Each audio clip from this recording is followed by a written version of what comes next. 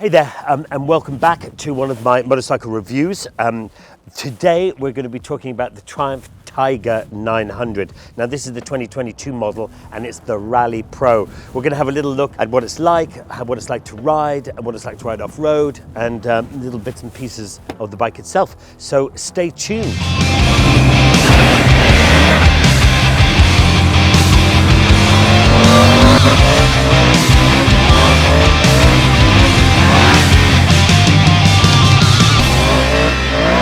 So I've been riding this bike for a few days now, and I really like the way it feels. It when you sit on, it's a little tall, I have to say, but I don't mind that so much. I quite like a tall bike, but there are various settings that you can get to make it fit for you.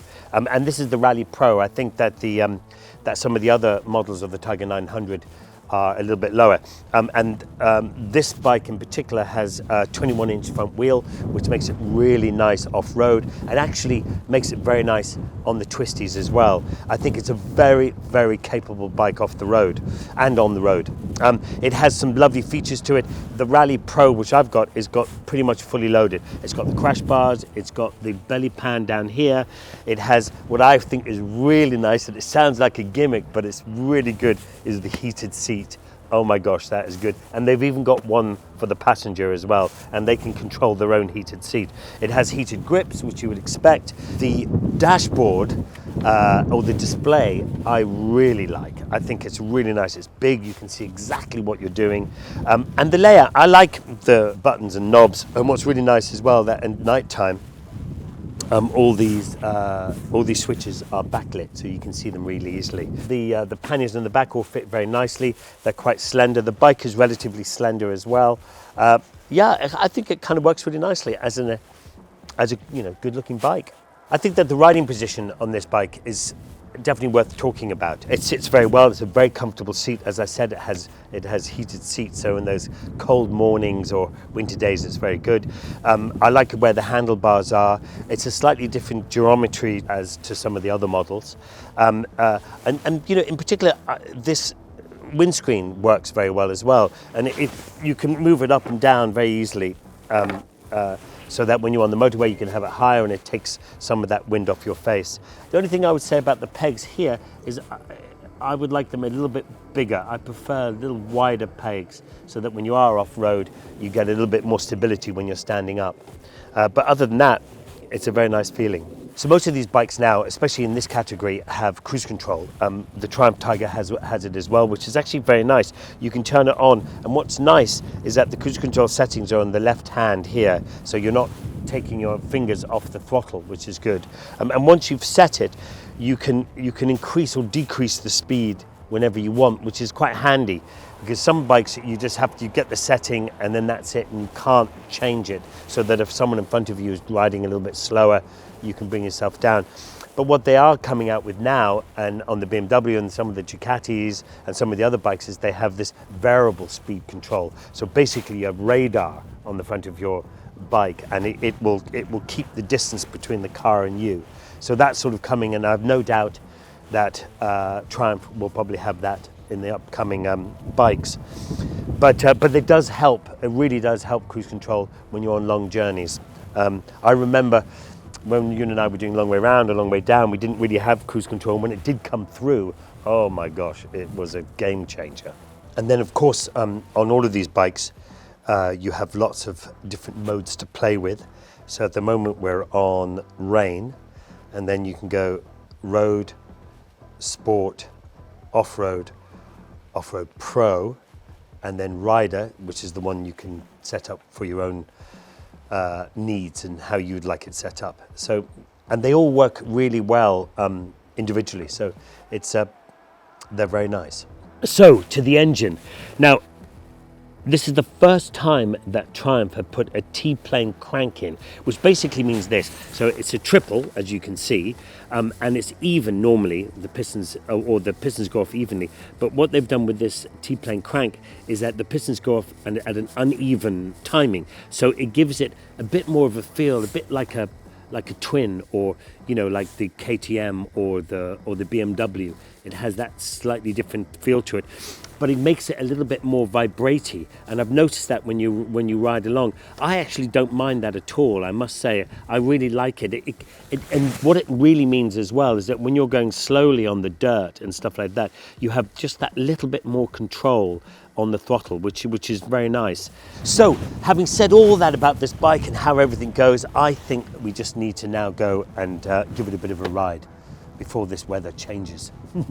Right, well, this Tiger 900, I have to say, if you're going to get the Rally Pro, you would definitely want to get the slightly more off-roady tyres. These are kind of road tyres, really. I like it. I think that 21-inch rim really makes a big difference. I really do. I love it. And this version, the Rally Pro, comes with everything: heated seats, heated grips, crash bars, you name it. It comes with it, which is actually really good. Okay, here we go for the handling. We're just on a little kind of mucky road. I'm in the Rally Pro version. I've not got the right tyres for it, really, so I can't really push it, because it's very, very slippy today. Very slippy. Okay, there's a little bit of off-road. I think it'll handle quite nicely.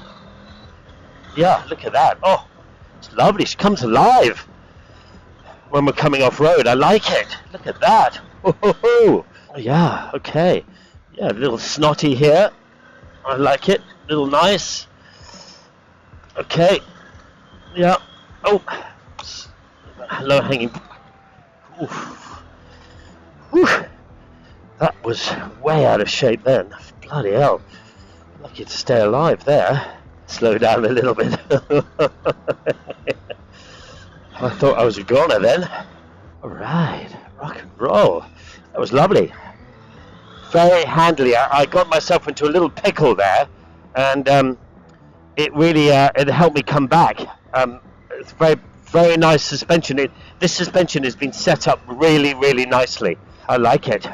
Very nice off-road, and it's very different to a 1200. A bigger CC. You can ride this a little bit easier. It's a little bit more flickable. It's a little bit easier, all in all. And the engine's quite nice, even though it's only 90-something horsepower. It's very nice. It's a nice bit of road that I like. See, it's very slippy, this road here. And I have to say, this really is a nice, solid bike to ride. So one of the things I really like about this bike is the ride feel. So when we were riding around today and we were on slippery tarmac and then onto dirt roads and stuff, and how easily the bike handled all of that, you felt confidence with it. And it's got these lovely suspension here, which is the shawarma brakes. I think that's how you're supposed to. I'm sure one of you are going to write and say that's not how you pronounce them. Anyway, I'm dyslexic, okay? I can afford not to say it right. But these are lovely, and what they've done between the back suspension and front suspension, they have really set them up beautifully. And the modes that you go on, the off-road and the off-road pro, the sport, the rain, the road, all those ones really work really well. The Brembo brakes are really good. They've got plenty of stopping power, but they have a really nice feel. You can do sort of one finger braking on them as well, which is really nice. Yeah, they've done a very good job from the factory. I particularly like that, I have to say. And I had a big scare today when I was off-road today. I really thought I was, I almost high-sided on the dirt. Can you believe that, in the wet? But anyway, she went around the corner, she slipped, and poof, I was almost projected out. But then, of course, my absolute skill saved me. But anyway, but it really handled well. I felt confident, and that was nice. I think with the luggage on it, it does feel a little bit top heavy. But, if you were going into town and you didn't have the two side ones, you had this one, the top rack on, it fits a helmet really easily, so that's not such a bad thing when you're in town. Just leave your helmet on the bike.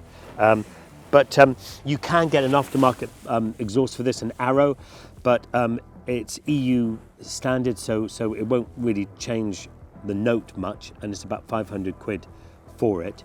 It might be a little bit lighter, but you won't feel or hear that much difference. And definitely not these tires if you like a bit of off-road as well.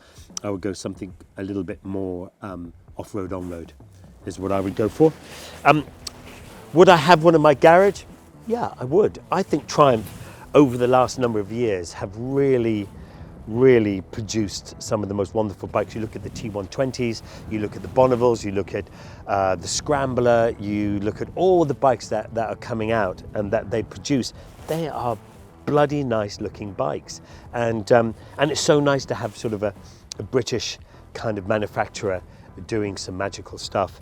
So I suppose my last thoughts about this is I'm going to ride it a little bit more. I've been able to keep it for another week. So thank you very much, Triumph, for letting me have a go. And so all I have to say is the usual thing is if you like this, please subscribe. Tell your friends to subscribe. Tell anybody, tweet, Instagram to subscribe to Charley Boorman. And I will see you on the next one. So thank you very much for watching.